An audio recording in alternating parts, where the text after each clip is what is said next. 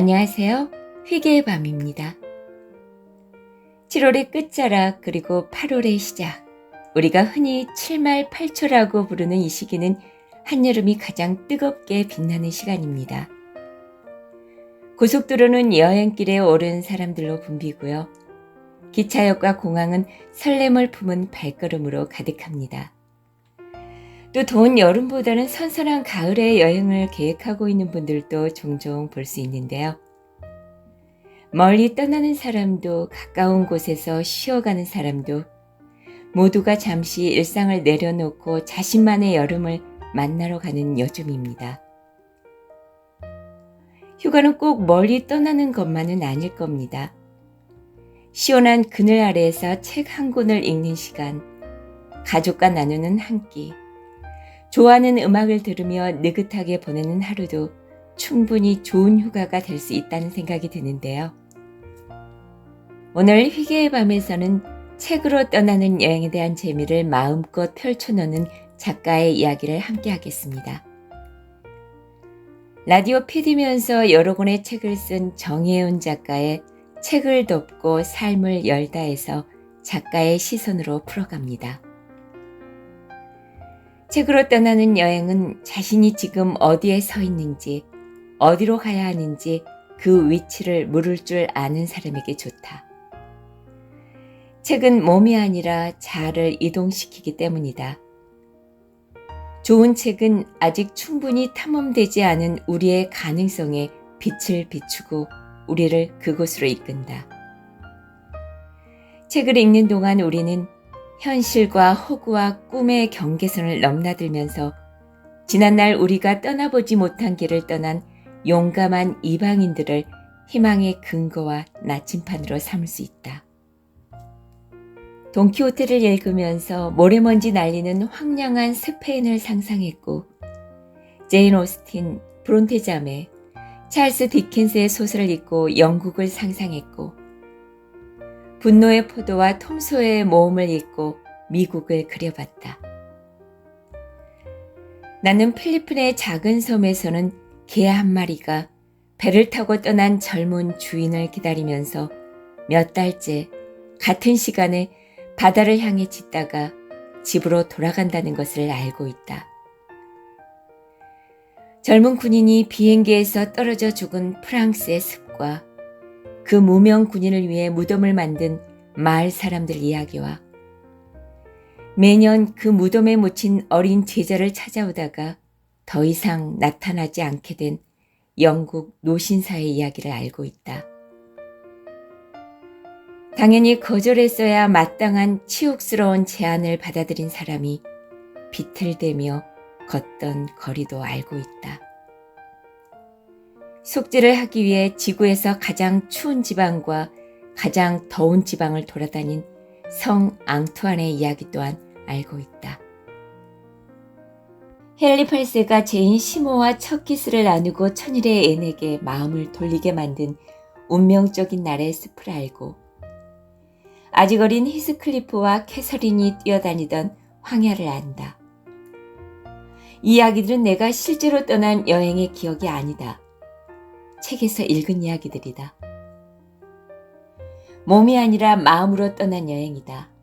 하지만 나는 그곳들을 사랑하고 자주 떠올린다. 베네치아 사람들이 초록과 핑크색을 몹시 사랑해서 그 두 색 사이 어딘가에 마음을 담아두었듯 나도 마음으로 감탄하고 고향된 이야기 속 장소 어딘가에 책의 페이지 속 어딘가에 나를 끼워놓고 나에게 쉬어갈 장소, 재출발할 장소를 두었다. 책은 우리를 숱한 과거와 미래로 책이 아니면 알 수 없을 이야기가 가득한 장소로 데려가길 멈추지 않을 것이다. 책은 내가 상상해 본 적도 없는 낯선 세계의 입구로 통하는 문을 수도 없이 열어놓는다. 그 낯선 곳은 위험하고 매혹적이다.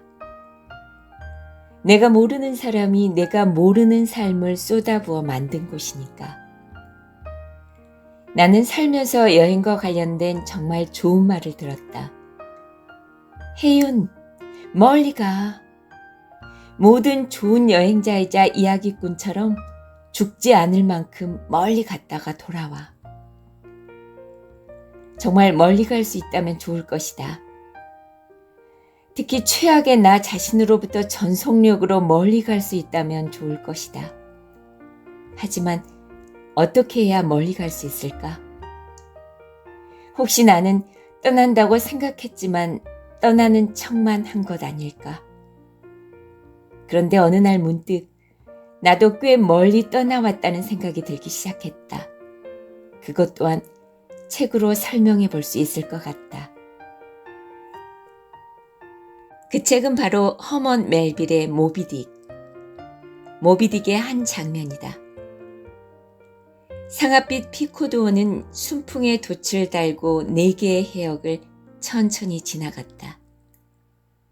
그중 제일 마지막 해역을 미끄러지듯 나가던 어느 고요한 달밤, 파도는 죄다 은빛 두루마리처럼 둥글게 몸을 말고 파도가 일으키는 소용돌이는 온 바다에 부드럽게 퍼져 고독이라기보다는 차라리 은빛 침묵에 가까운 무언가를 만들어 놓고 있을 때였다.